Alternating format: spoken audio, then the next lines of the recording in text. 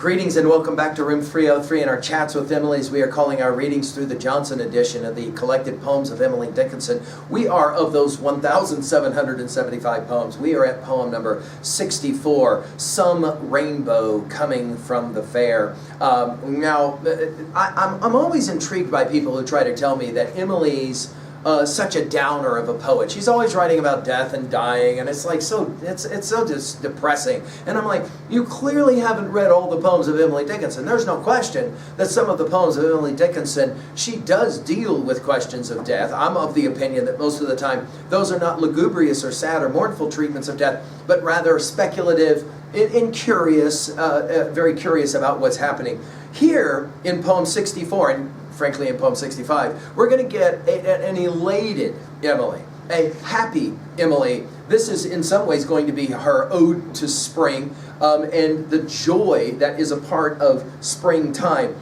In her own writing, Emily would say in a letter of April of 1873, a letter to her cousins, Louise and Frances Norcross, she would write this, quote, "Spring is a happiness so beautiful, so unique, so unexpected that I don't know what to do with my heart." This is letter 389. I think that it's compelling to pick up a poem like this and just see that Emily is so happy that it's spring. And it may be because the winter was so bad, to go back to our previous poem of 63, of Pain for Peace, Prepare, that once you've gone through a really bad experience, you're able to appreciate so much more the spring, right? Whether we're speaking literally or obviously metaphorically. Now, our assumptions are that you've been following our stuff at learnstrong.net. Down that left-hand side, Chats with Emily is our playlist. I'm hopeful that you've already been exposed to our preceding lectures, the introductory set of comments, as well as lectures of poems 1 through 63. Again, we just finished with If Pain.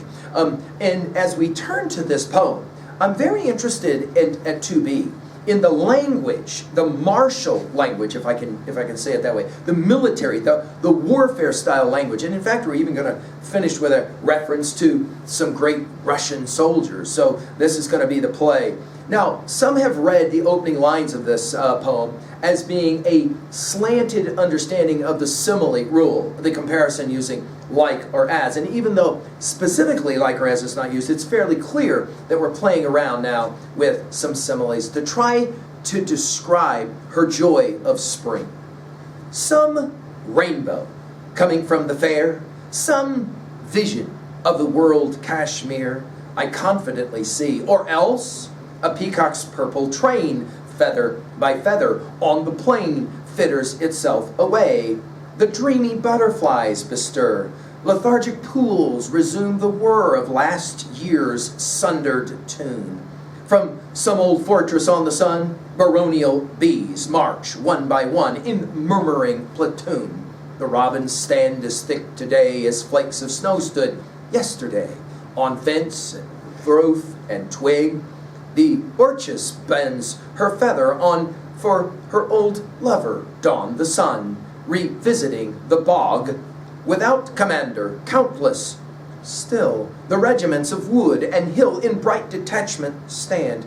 Behold, whose multitudes are these, the children of whose turbaned seas, or what Caesarean land. Now, I love a little poem like this. This is a poem that's rarely going to be anthologized, and in fact, many readers of Emily Dickinson don't even know a poem like this exists, and yet I love it. She's clearly exhilarated about the fact that spring is finally here. But it's always this question: how am I going to describe the spring? And in the process of describing the spring, how will I find language that will match my emotive state? And notice she'll begin with rainbows. Of course, we immediately think of Wordsworth's "My heart leaps up when I behold a rainbow in the sky." We've given full lectures at learnstrong.net on that and many other Wordsworth poems. Notice she'll begin there. Some rainbow, and then of course the idea of coming from the fair. In other words, that which is to be celebrated, some vision of the world Kashmir. We're going to see Kashmir in poem 86, 110, and 725. In other words, Kashmir for her is the representation of the penultimate, the perfect, right? The most expensive if you're thinking about it in economic language. And then she'll say it. I confidently see. This is what I'm looking at, right? It's an amazing thing what I'm looking at. She'll continue. Or else, notice, now referencing another bird. She loves her birds, right? Peacock's purple train, feather by feather on the plain, fritters itself away. How do you describe the majesty, right, of sunrise, sunset in the spring? It's compelling, and all the flowers blooming.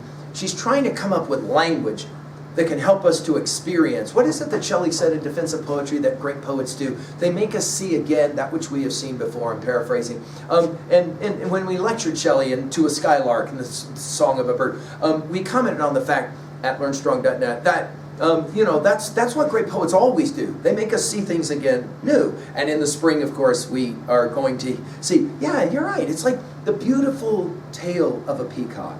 Notice now we'll come to the butterflies and the bees, obviously, stays of Emily. She loves this. Notice the adjectives. The dreamy butterflies bestir. See all the exclamation points in this poem, too. Lethargic pools resume their whir of last year's sundered tune. It's as if there's an interruption in the harmony, in the harmonics, and that's called fall, winter. And now we're back to the tune again. Yay.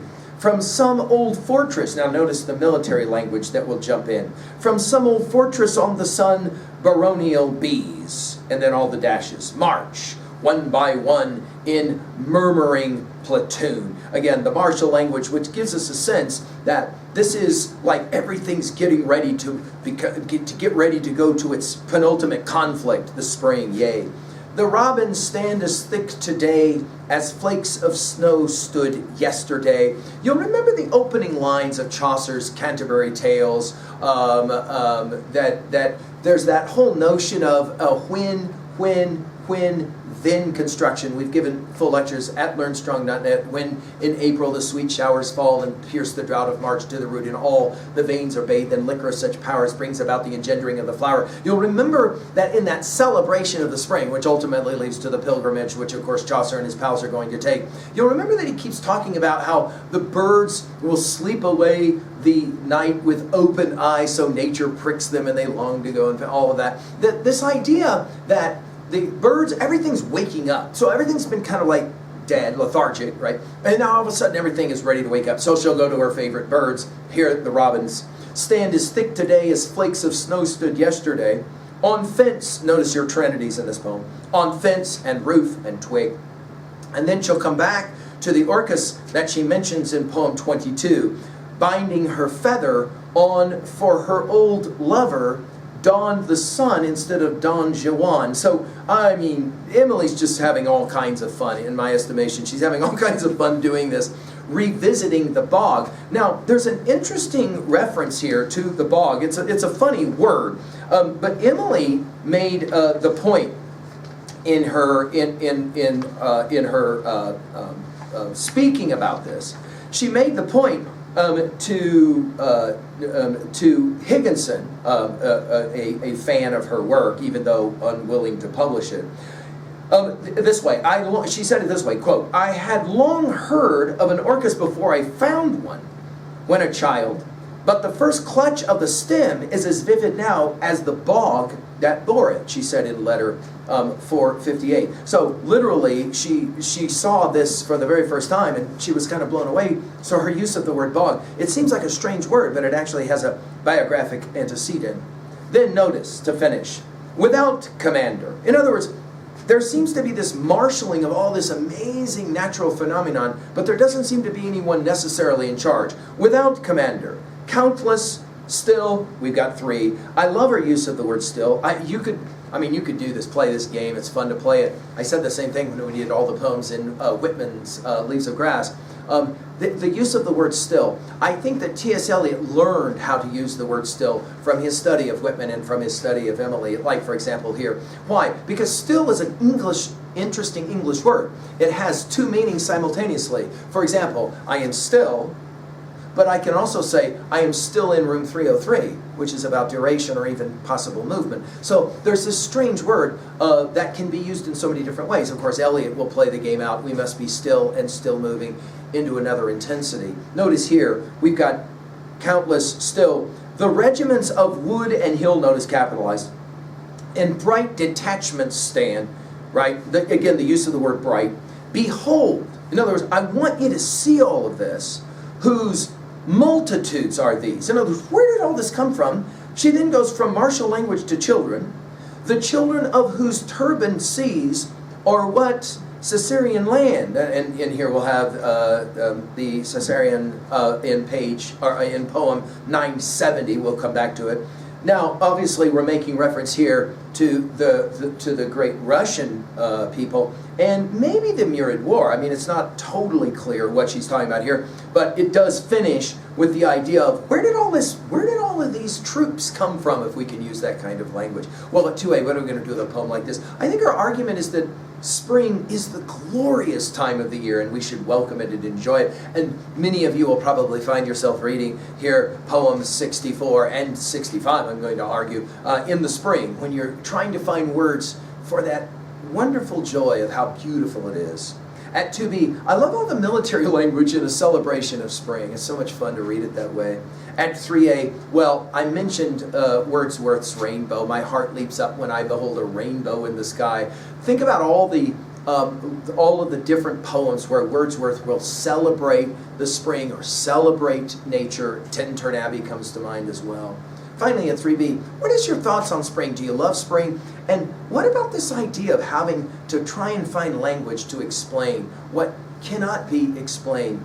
Emily, in her relationship with her pals, was always trying to play this game as well. And Thomas Higginson, as we mentioned already, actually played around with some of these same ideas. In the Seawall volume, you will find, for example, a image of Higginson's emblems of the resurrection, and this one comes from Hitchcock, and yet these lines are quoted there to make some significant inroads into how do you describe. Notice, even me, I struggle to try and come to the language because so much of this is what, translinguistic. How do you describe the beauty, the majesticness of spring? When is the last time that you tried to do it? And I'm hopeful that your reading of Emily will continue to give you some joy. Thank you.